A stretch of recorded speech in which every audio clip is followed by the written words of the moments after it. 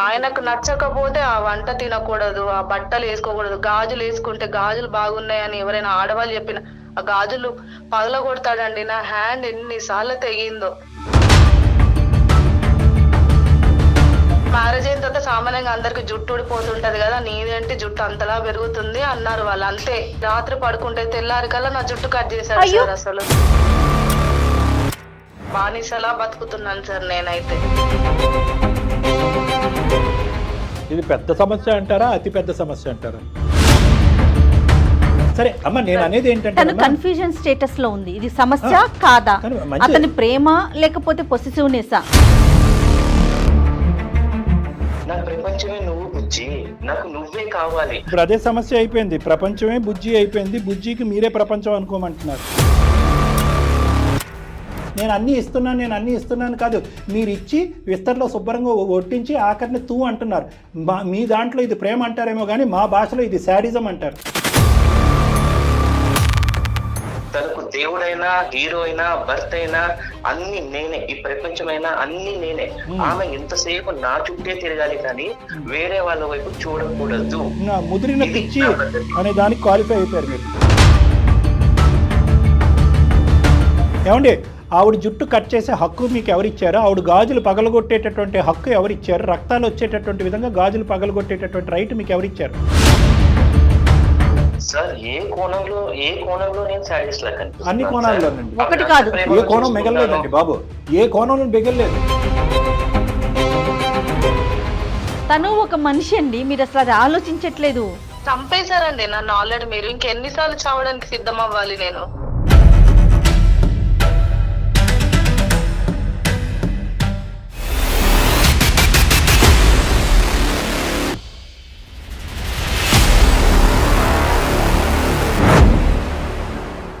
Varicose veins కి సరైన చికిత్స కోసం సంప్రదించండి ఎవిస్ హాస్పిటల్. ఎవిస్ హాస్పిటల్ సమర్పించు అందమైన జీవితం కార్యక్రమానికి స్వాగతం. నమస్తే కళ్యాణ్ గారు. ప్రేమ అనేది ఒక స్టేజ్ వరకు ఓకే, అంతే శృతి మించకూడదు. ఎదుటి వారికి ఇబ్బంది కలిగితే అది ఏ రిలేషన్ అయినా అసలు దాన్ని ముందుకు తీసుకెళ్ళటం చాలా కష్టం. సో ఆ రిలేషన్ ని ఏం చేయాలో తనకు అర్థం కాక మనకి మెయిల్ చేసిందండి గీతాంజలి అనే అమ్మాయి. మరొకసారి కాల్ చేయమంటారు? చేయండి మేడం.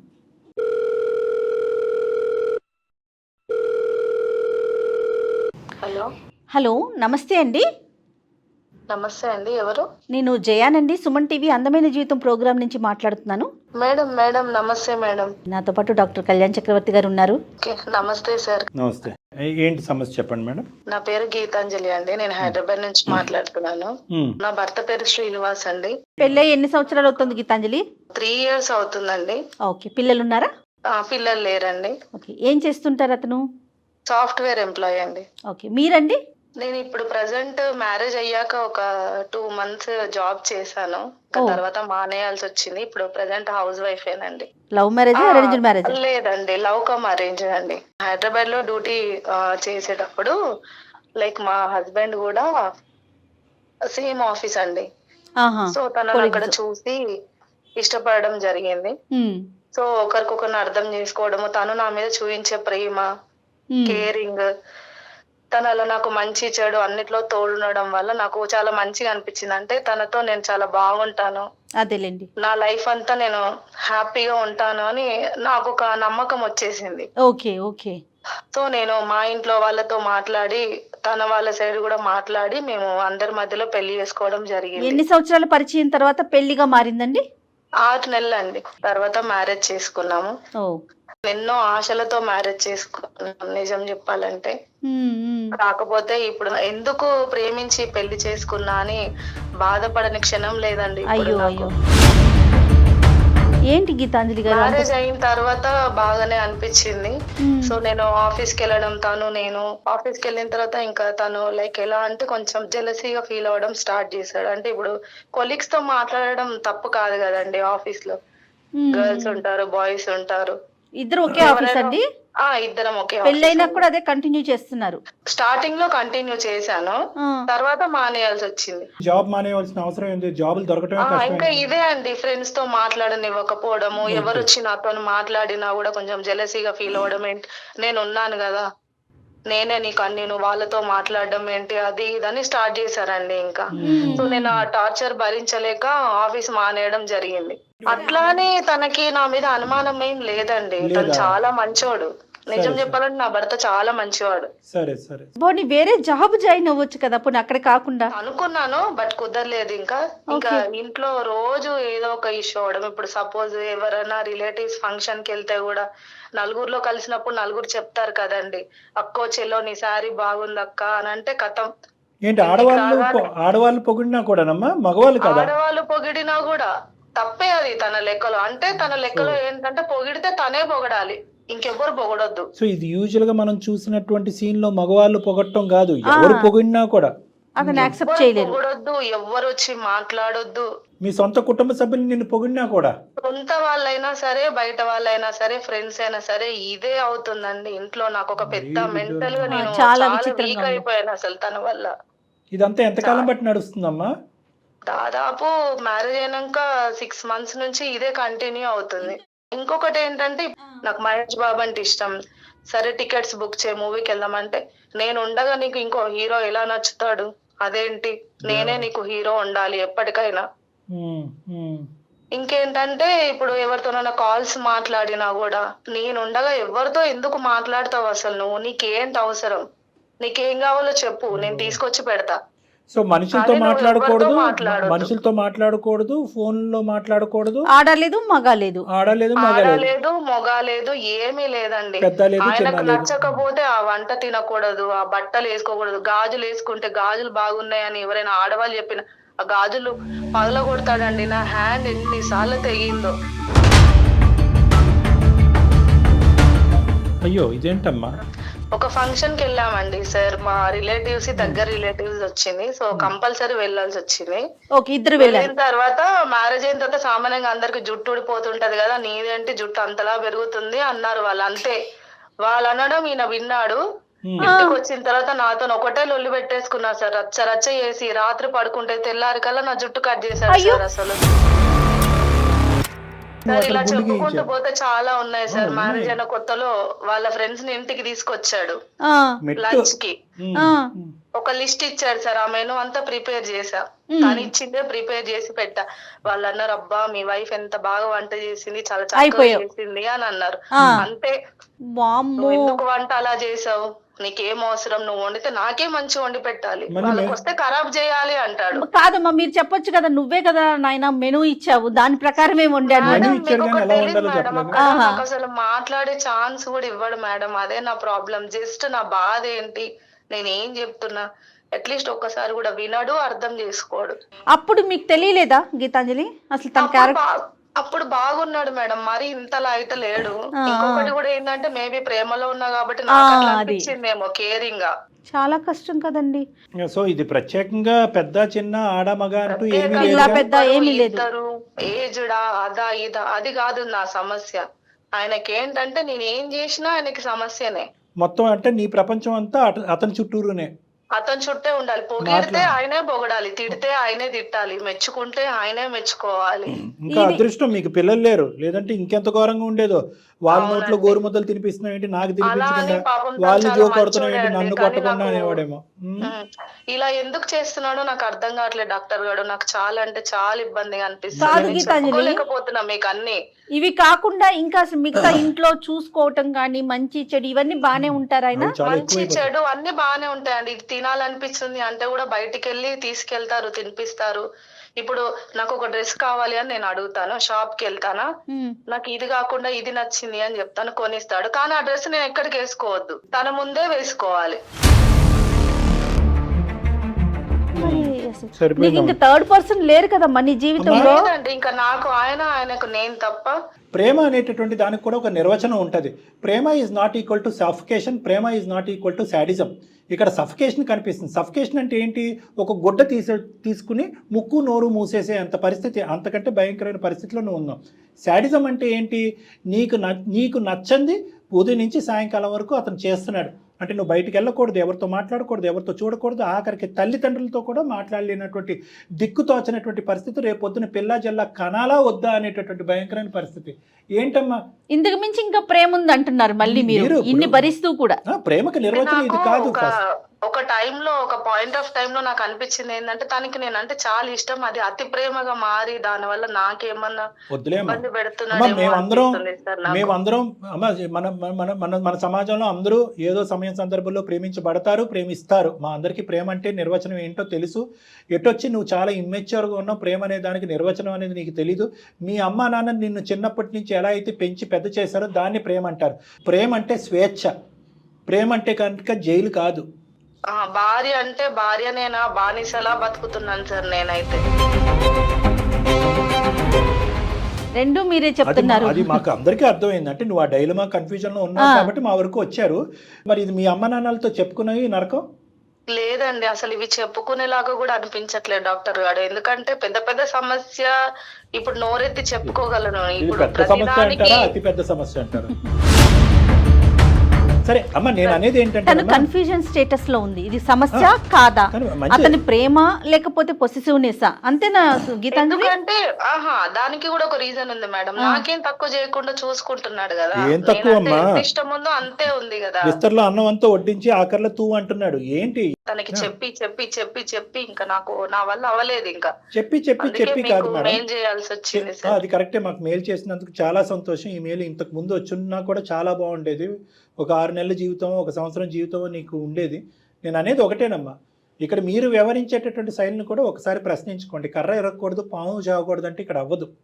అతనికి నొప్పి కలగకుండా, అతనికి బుద్ధి రావాలి, అతను బాధపడకుండా, పరువు పోకుండా దీన్ని రెక్టిఫై చేయాలంటే అవ్వదు. మీ అమ్మ నాన్నకి చెప్పట్లేదు, మీ ఇద్దరి మధ్యన ఉండే కామన్ ఫ్రెండ్స్కి తెలియట్లేదు, వాళ్ళ అమ్మ నాన్నకి చెప్పట్లేదు.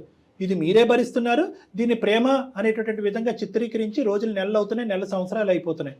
ఇంకెప్పుడు ఆనందంగా ఉంటారు, ఇంకెప్పుడు భవిష్యత్తు. కన్ఫ్యూజన్ అనేది కరెక్ట్ మాటే మేడం చెప్పినట్టుగా. ఎంతకాలం కన్ఫ్యూజన్? ఇప్పుడు మీరిద్దరే రేపు రోజున మూడో వ్యక్తి మీ మధ్యలోకి వస్తే నాకు పెట్టు ముద్దు అంటాడు అన్నం, నన్ను ముందు జోకొట్టు అంటాడు, నన్ను మంచం మీదకి ముందు తీసుకెళ్ళి అంటాడు. ఇలా ఒకసారి ఇలాగే టీ తాక్కుంటూ మాట్లాడాను సార్. ఒకసారి హాస్పిటల్కి వెళ్దామా, చెక్ చేయించుకుందాము, చూపిస్తాను నేను అని అన్నాను సార్. అంటే ఇంకా అంతే. ఆ రోజు పెద్ద గొడవ పెట్టేసుకొని నన్ను కొట్టి నాకేమైందని, నేను పిచ్చోడినా, నువ్వు హాస్పిటల్కి ఎందుకు తీసుకెళ్తా అంటున్నావు అని పెద్ద గొడవ పెట్టుకున్నాడు సార్ నాతో.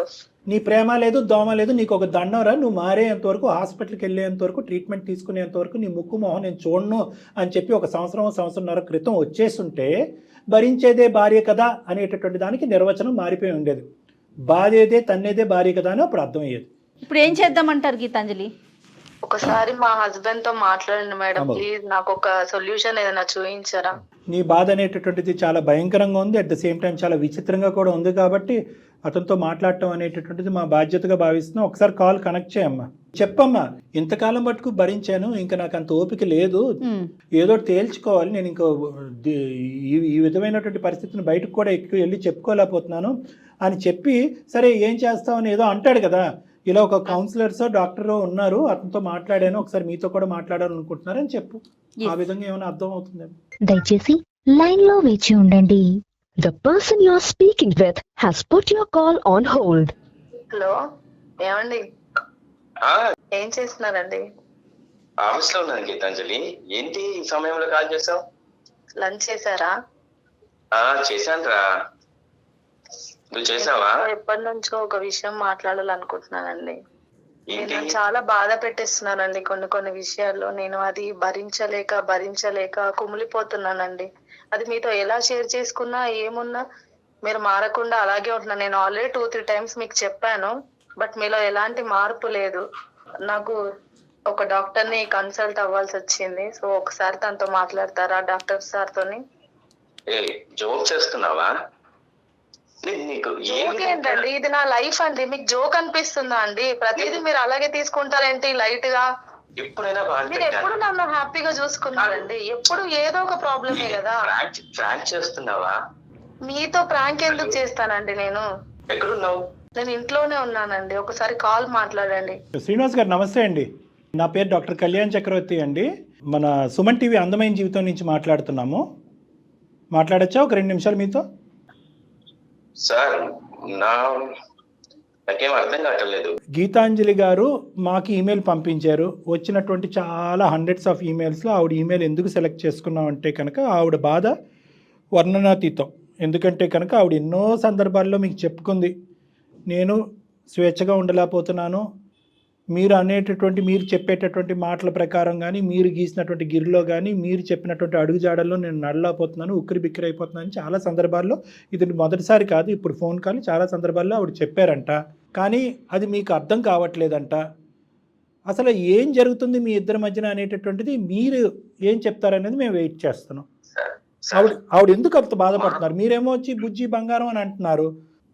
సార్, మా భార్య భర్తల మధ్య మూడో వ్యక్తి వస్తే నాకు నచ్చదు సార్. ఇప్పుడు మీరు ఎందుకు వచ్చారో నాకు అర్థం కావట్లేదు. అది కరెక్టే డాక్టర్ గారు, ప్రతిదానికి ఇంతే మూడో వ్యక్తి రావద్దు అంటారు. నా భార్య నేను అంతే, మేము మాత్రం సుఖంగా ఉండాలని అనుకుంటున్నాం. మూడో వాడు వచ్చి మమ్మల్ని సుఖంగా ఉండాలి అనుకుంటున్నారు. శ్రీనివాస్ గారు నమస్తే అండి, నేను జయానండి. మీరు సుఖంగా ఉన్నాము అనుకుంటున్నారు, మీరు అనుకుంటున్నారండి, తను అనుకోవట్లేదు. ఈ విషయాన్ని అర్థం చేసుకోండి కొంచెం. నా పిల్లాన్ని ఎలా చూసుకోవాలో నాకు బాగా తెలుసు. తన అవసరం ఏంటో, ఏం కావాలో, తన అభిరుచి ఏంటో, తన రుచులేంటో అన్ని నాకు బాగా తెలుసు మేడం. ఏమండి మీ జీవితంలో మీకు నచ్చినటువంటి అంకె 3 అన్నది మాకు తెలుసు, అర్థమవుతుంది. కానీ ఇక్కడ ఆవిడ కోరుకుంటేనే మేము వచ్చాము. ఇక్కడ మీరు చెప్పే దాన్ని బట్టి నెక్స్ట్ నా లైఫ్లో ఎటువంటి స్టెప్ తీసుకోబోతున్నాను అనేది నేను ఆలోచిస్తాను అనేటటువంటి లెవెల్లో మీ వైఫ్ మాకు కంప్లైంట్ ఇచ్చింది. కంప్లైంట్ ఇచ్చే అంత ఘోరం అందు గురించే మీ మనసు మీద చేసుకొని చెప్పండి, మీరేం చేయలేదని. మాకు సమాధానం చెప్పక్కర్లేదు, ఆవిడ చెప్పండి. నువ్వు ఎందుకు చిన్న చిన్న చిన్న చిన్న దానికి కూడా అంత పెద్ద భూత ఏంటండి చిన్నవి? అవి మీకు చిన్నవి అనిపిస్తున్నాయి, అవి నా దృష్టిలో అవి చాలా పెద్దవండి. నాకు ఎలాంటి స్వేచ్ఛని ఇవ్వకుండా, ఎవరితో మాట్లాడనివ్వకుండా, అసలు ఏ ఒక్క రోజైనా అసలు నా భార్య ఎలా ఉంది, తన మానసిక పరిస్థితి ఏంటి, నేను ఎంతలా హర్ట్ చేస్తున్నా, తనతో కొంచెం ప్రేమగా మాట్లాడాలి, దగ్గరికి తీసుకోవాలని ఏ కోసానో ఉందా అండి మీకు? నేను ఎంత ప్రేమగా చూసుకుంటున్నాను. నేను మీతో అడ్జస్ట్ అవ్వలేకపోతున్నాను, మీకు నా బాధ అర్థం కావట్లేదు. నాకు ఎవరున్నారు చెప్పు, నువ్వు తప్ప నాకు ఎవరున్నారు చెప్పు. అక్క ఏమో అక్కడ దూరం ఉంటది, నువ్వు తప్ప నాకెవరున్నారు? నాకు అమ్మ ఉందా, నాన్న ఉన్నారా, ఇంకెవరైనా ఉన్నారా? నా సర్వస్వం. మనకే కాదండి, మన ఫ్యామిలీస్ కూడా ఉన్నాయి, మీరు అది గుర్తించట్లేదు. నా ప్రపంచమే నువ్వు బుజ్జి, నాకు నువ్వే కావాలి. ఇప్పుడు అదే సమస్య అయిపోయింది, ప్రపంచమే బుజ్జి అయిపోయింది, బుజ్జికి మీరే ప్రపంచం అనుకోమంటున్నారు. నేను అన్నీ ఇస్తున్నాను కాదు, మీరు ఇచ్చి విస్తరలో శుభ్రంగా ఒట్టించి ఆఖరిని తూ అంటున్నారు. ఎవరన్నా పొగిడితే మీకు ఇష్టం లేదు, గాజులు బాగున్నాయని ఎవరన్నా అంటే గాజులు పగలగొడతారు, జుట్టు బాగుంది అంటే కనుక రాత్రి జుట్టు కడతారు. మీ దాంట్లో ఇది ప్రేమ అంటారేమో కానీ మా భాషలో ఇది శాడిజం అంటారు.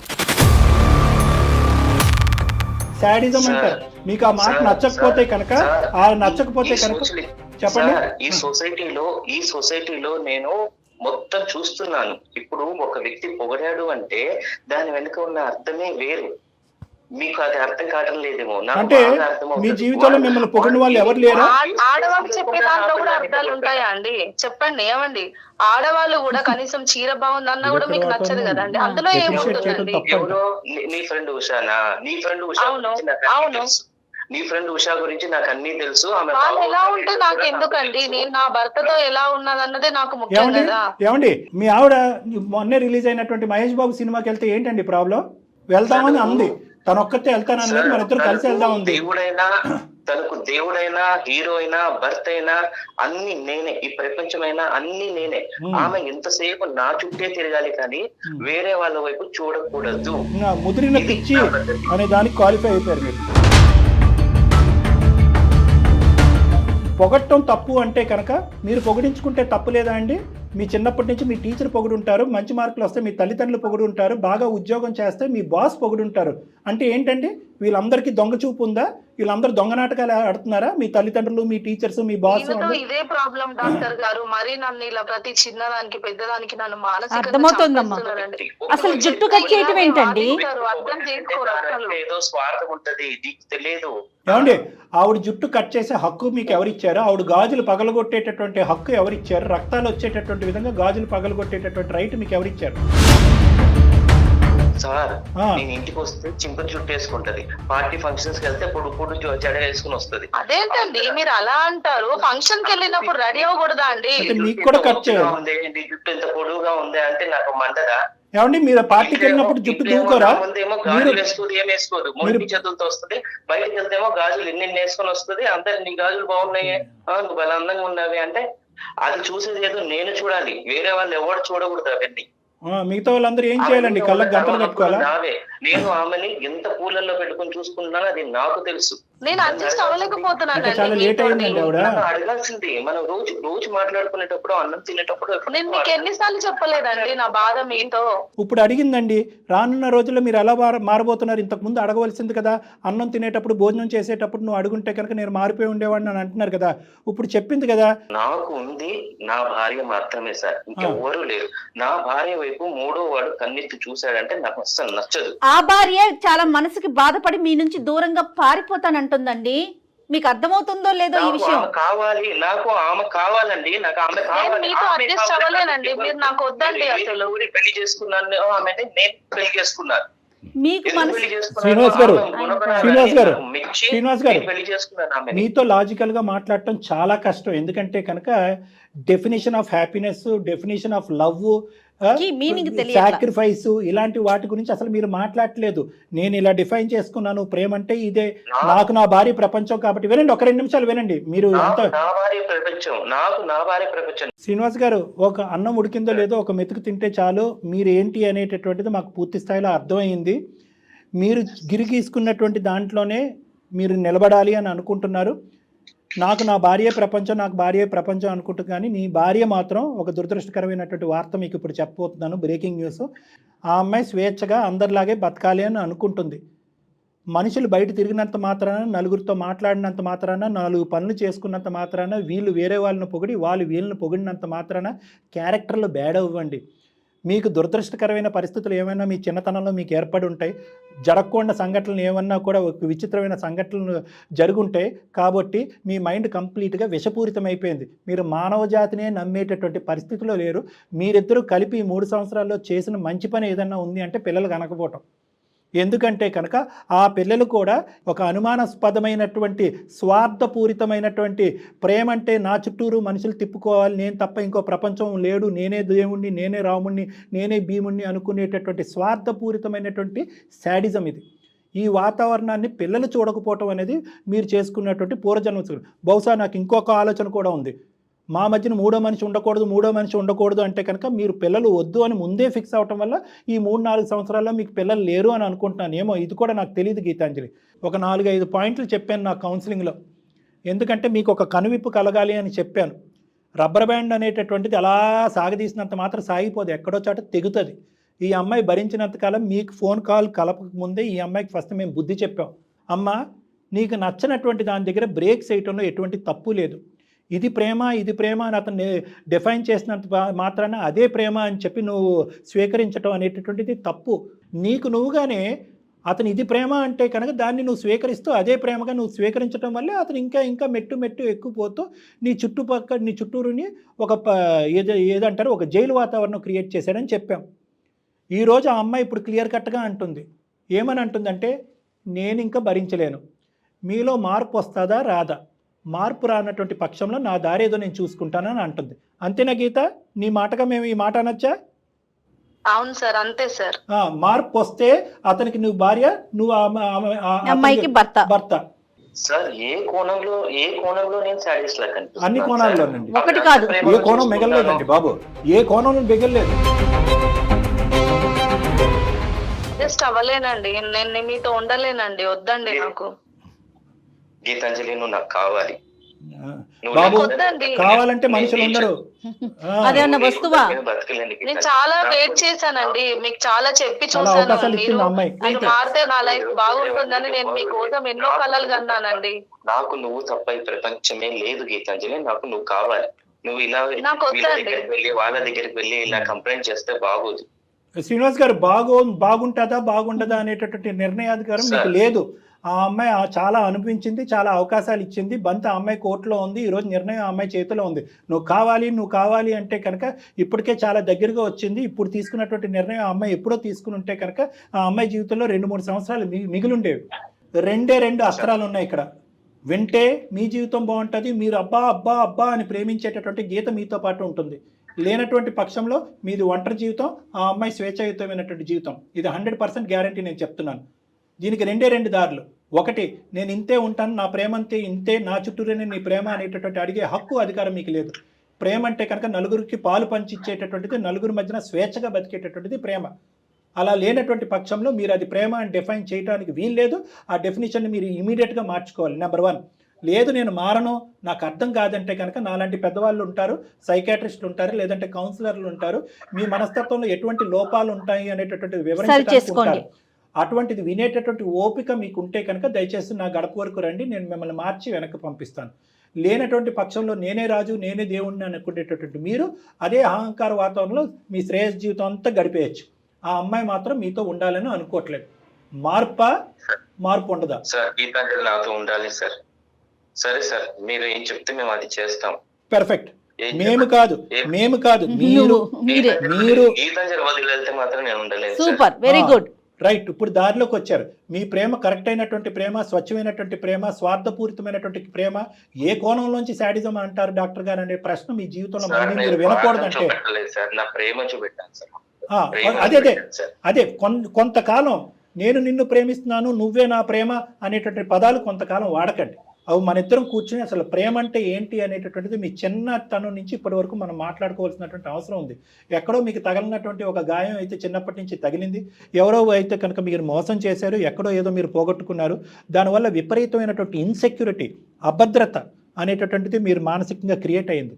ఇది ఒక మానసిక పరమైనటువంటి పరివర్తన. ఈ అభద్రతలో కూడినటువంటిదే ఏంటంటే కనుక మీరు పట్టిందే ఉడుం పట్లాగా అమ్మాయిని పట్టేశారు. నాకు వచ్చినటువంటి ప్రేమ ఏం పోతాదో, ఎక్కడ పోతాదో అనే అభద్రత మీలో క్రియేట్ అవటం వల్ల ఆ అమ్మాయిని ఉక్కిరి బిక్కిరి చేసి చచ్చిపోయే విధంగా చేస్తున్నారు మీరు. కాబట్టి కాపాడుకోవట్లేదండి, అది ఆ అమ్మాయి అనాలి. ఇప్పుడు మీకు అర్థం కానిది ఏంటంటే ఆ అమ్మాయి ఆన్సర్ కూడా మీరు చెప్పేయకూడదు. తను ఒక మనిషి అండి, మీరు అసలు అది ఆలోచించట్లేదు. ఇప్పుడే అడగండి, మా ఎదురుకుంటే ఒకే ఒక మాట అడిగితే కనుక మనం ఫోన్ పెట్టేద్దాం. చెప్పు గీతాంజలి, వాళ్ళు చెప్పేది నిజమా, నేను చెప్పేది నిజమా? చంపేశారండి నన్ను ఆల్రెడీ. మీరు ఇంకెన్నిసార్లు చావడానికి సిద్ధం అవ్వాలి నేను?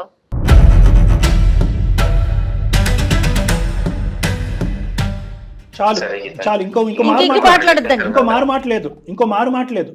ఆ అమ్మాయికి మీరు ఇచ్చింది ఇప్పుడు వరకు మాట్లాడలేదు. నువ్వేం నిర్ణయం తీసుకుంటావో నిర్ణయం తీసుకో, మా ఇద్దరం మాత్రం విడిపోకూడదు గీతాంజలి. వెరీ గుడ్ అండి, చాలా సంతోషం. నువ్వు ఎక్కడ తీసుకెళ్తే నేను అక్కడికి వస్తాను, నువ్వు డాక్టర్ దగ్గర తీసుకెళ్తావు, ఇంకెక్కడ తీసుకెళ్తావు నన్ను తీసుకెళ్ళి. ఇదే ఇంతకు ముందు ఆ అమ్మాయి ఏడుస్తూ మొరపెట్టుకుంది, బాబు నీకేదో మైండ్లో పాడైంది, పద సైకాట్రిస్ట్ చూపెట్టుకుందా అంటే నాకు పిచ్చేంటి నీకే పిచ్చే అని అన్నారు. ఇది పిచ్చా గిచ్చా అన్నది తీసి పక్కన పెట్టండి, ఇది జీవితం. సరే సార్, ఓకేనమ్మా Geetanjali. Thank you madam. Right, thank you so much. As early as possible immediate గా మీరు చేయాల్సిన పని ముందు ఒక సైక్రాటిస్ట్ ని కలవటం. అంతే. ఓకే, థ్యాంక్ యూ అండి. రైట్, థ్యాంక్ యూ శ్రీనివాస్ గారు, చాలా సంతోషం అండి. సరే మేడం. రైట్, మా మాట మన్నించినందుకు శ్రీనివాస్ గారు చాలా థ్యాంక్ యూ. ఎందుకంటే స్టార్టింగ్లో నేను ఏమన్నా జారకూడనటువంటి మాటలు, అనుకున్నటువంటి మాటలు అంటే కనుక నన్ను క్షమించండి. మీ కాపురం, మీరు ఇంత ఇదిగా ప్రేమించినటువంటి గీత మీకు దూరం అవ్వకూడదు అని చెప్పి నేను కఠినంగా కొన్ని మాటలు అన్నాను. అయితే మా మాటలు మన్నించి మీ ట్రీట్మెంట్కి ముందుకు రావడం అనేది నిజంగా హర్షించేటటువంటి అంశం. ఇది అసలైనటువంటి ప్రేమ. Right, thank you. అమ్మయ్య జయ గారు లొంగడు అనుకున్నాను. తను ఎప్పుడైతే తనకి దూరం అవుతాను ఖరాఖండిగా చెప్పేసింది కదా, అప్పుడు తను ఆ అమ్మాయి ఎక్కడ దూరం అవుతుందో అని. రైట్ కళ్యాణ్ గారు నమస్తే. థ్యాంక్ యూ జయ గారు, నమస్తే. వేరికోస్ వెయిన్స్ కి సరైన చికిత్స కోసం సంప్రదించండి ఎవిస్ హాస్పిటల్.